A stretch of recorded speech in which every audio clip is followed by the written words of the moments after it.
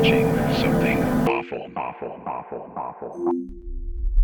The following two stories come from r/NOSLEEP.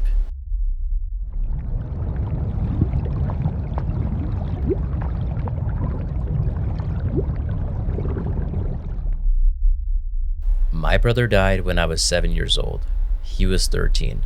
He drowned in the lake down in the street from our house. My parents never touched his room. They tried once, but they couldn't do it. Too raw. After that, the door just stayed shut. His room became a kind of museum of him. That was 11 years ago, and his room still looks the same. This morning while I was packing for college, I thought I'd finally go in there. My plan wasn't anything dramatic. I just wanted to grab a few hoodies, maybe a keepsake or two to take him with me. Something to hold on to when I got homesick. Full transparency, I've been in his room plenty of times before. I've sat on his bed, I looked through his shelves, but I've never really gone digging. That felt wrong, and I really had no inclination to. I just miss my brother. That wasn't my intention today either. It wasn't my intention to find a stack of DVDs shoved into the bottom of the drawer of his dresser. There were 3 of them, just labeled 1, 2, and 3. The only DVD player in our house is still hooked up to his old TV. Everything else went streaming years ago. For a minute, I told myself not to do it. They weren't mine. They probably didn't even matter. I picked up some of the items I had collected, put the DVDs back in the drawer, and returned to my room. Tonight, they started calling to me. I know how that sounds. I know you're thinking it was just my curiosity eating at me, but it wasn't like that. It felt physical, a pull in my chest. So I crept back across the hall, slipped into his room, locked the door behind me so my parents wouldn't hear me, and I put in the first DVD. It was a home video. I didn't even know we had any. I don't remember my parents ever owning a camera. The video starts with static, then clears just enough to show something. The picture is muddy, warped. It could be the living room, but the furniture looks wrong. Everything is too big or too small, shifting every time the frame jitters. Sometimes it just looks like a bedroom, sometimes like a hallway.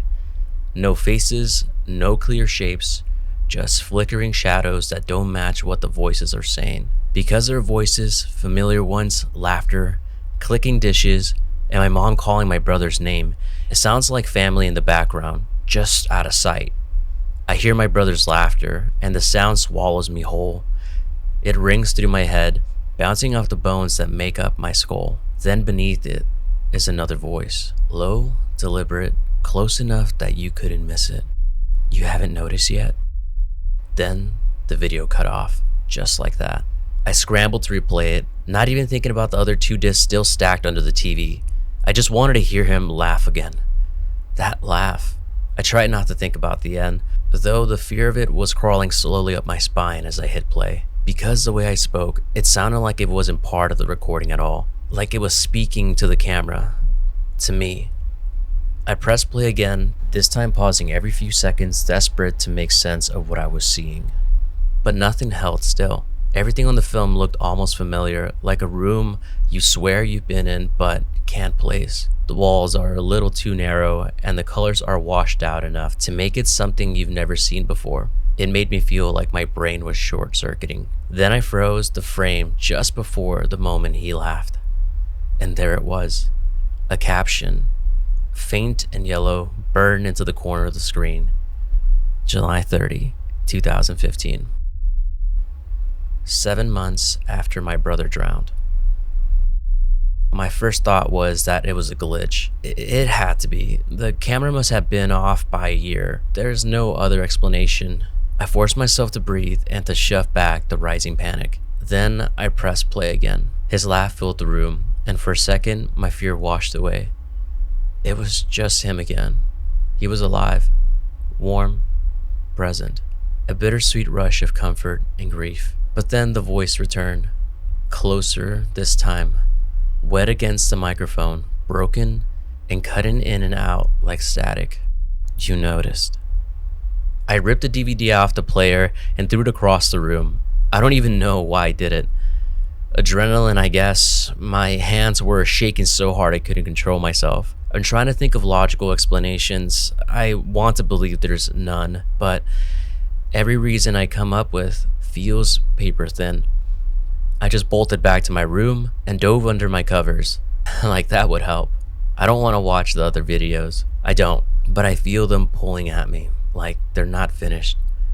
Like I owe them something. I can't sleep. It's dark, it's late, the rain just started. The bathroom faucet always drips, but tonight it sounds so much louder. You could almost confuse it for footsteps.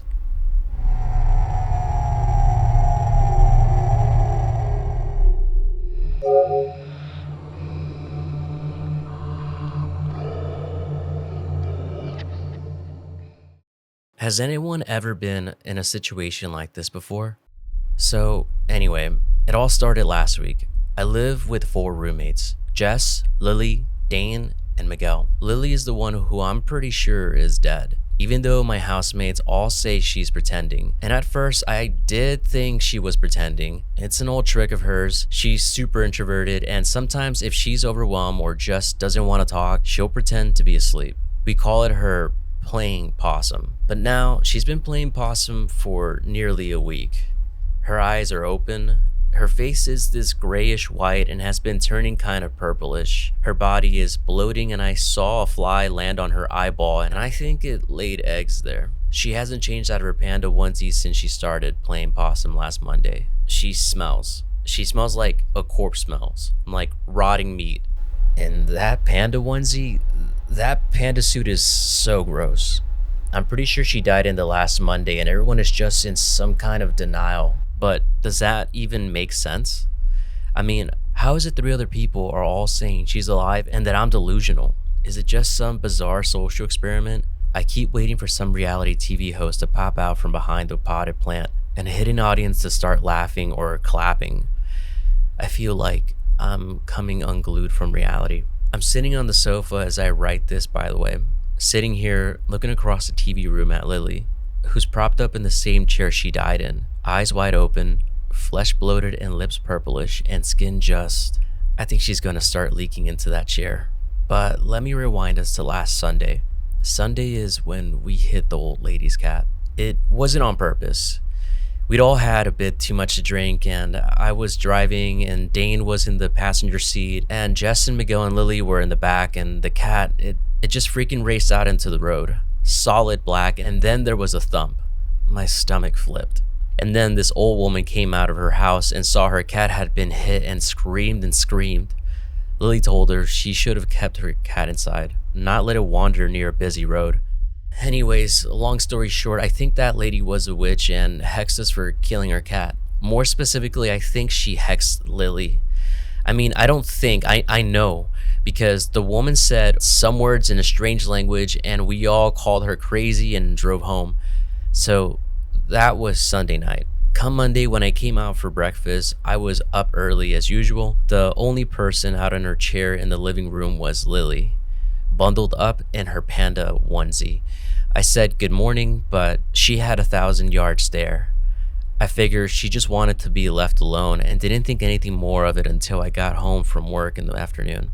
Lily was still in the chair, same exact pose, still in her panda onesie. I asked if she was all right. Miguel was playing a video game and he answered for her, said Lily was sick and had stayed home from classes. "I hope you feel better," I told Lily. She didn't respond. "Lily?"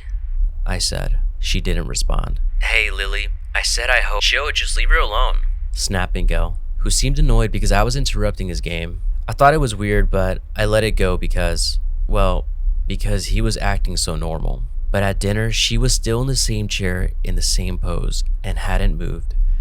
I tried talking to Jess, who told me, "She'll be fine, it's just a cold." This behavior went on for days, and just anytime I tried to ask my roommates if Lily was okay, they would act like I was the crazy one. I tried to point out she hadn't changed out of her onesie and was told to quit being an asshole. "She's sick, let her be." At one point, I was staring at her from the sofa, trying to catch her blinking, and Jess yelled at me and told me to stop being such a creep, that I was weirding Lily out. They even put a big cushion in front of her to block her from having to see me, which she clearly couldn't because she was by this point 3 days dead. I assumed once the rotting set in that they would notice, but they just pretended all the harder. And in fact, they even started staging her body. Like, I know it sounds really weird. I don't know why they did it or if it's some sick social experiment or what, but they moved her. I found her at the table one morning. She was slumped backwards over the chair, sightless eyes staring up at the ceiling. Everyone talked to her like she was alive. By this point, she also stank. To the point I even noticed Miguel and Dane kind of surreptitiously keeping their distance and breathing through their mouths, not their noses around her. I tried to talk about this to them later, but Miguel just wrinkled his nose at me and said, "Yeah, I know it's gross, but she's super depressed. Jess says she's never seen Lily this bad before. She's mad upset about the cat. Just let her be. We gotta let her work through this. She'll come out of it. Until then, things like showering and getting out of bed are really hard for her." I almost told him, yes, those things would be hard for a dead person to do. But I didn't. Honestly, I didn't know how to respond. I finally managed to say, "Dude, I think she's rotting in that panda suit." He chuckled and shook his head and said, "Come on, don't be an asshole." I finally did what I should have done from the beginning and called the police. I said I wanted a wellness check on Lily. My roommates tried to send them away, but I came downstairs and insisted and pointed to the corpse in the panda costume in the chair by the television. That chair was really gross by now, and the cops went over to examine her, and I really believed, really and truly, that we were all about to be arrested for having a dead girl rotting in our living room, congealing into that chair, but they pretended she was alive, the same as my roommates kept going. She never spoke a word in answer to them.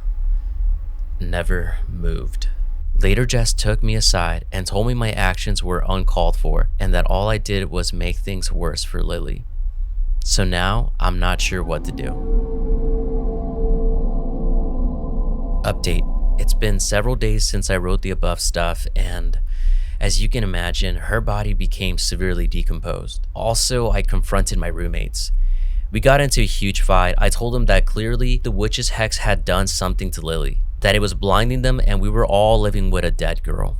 They looked shaken after I pointed out the smell. The way Lily wasn't eating was literally rotting. They told me they thought I was seeing things, but the entire house reeked of death. None of us could stand it. We could all smell it. I heard Miguel and Dane whisper about the smell later, but they clamped up at a death glare from Jess. So I finally decided to take action.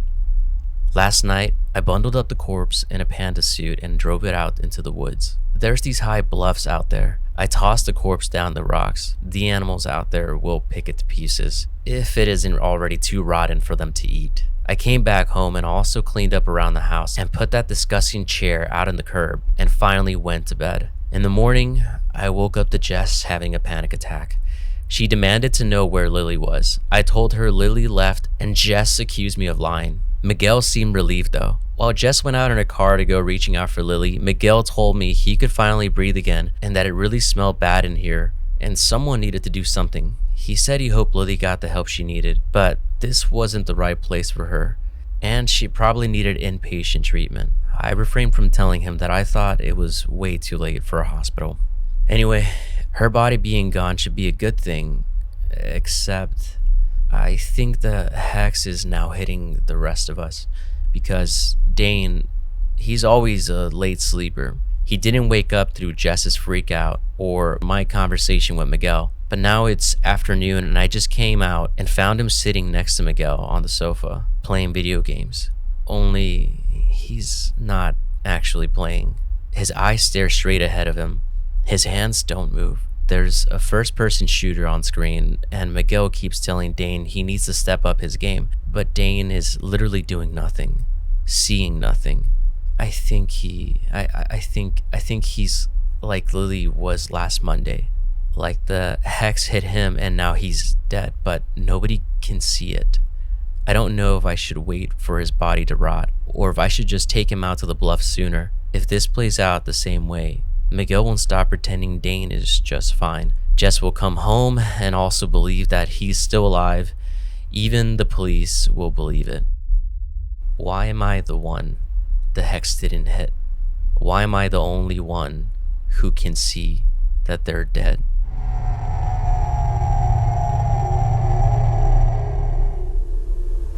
Stories like these, found footage, grief, and things that shouldn't exist, are what we're all about in this channel.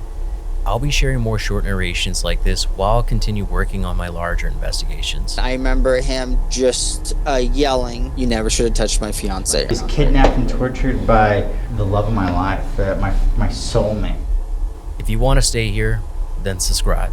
And if one of these stories stuck with you, let me know which one and why in the comments below.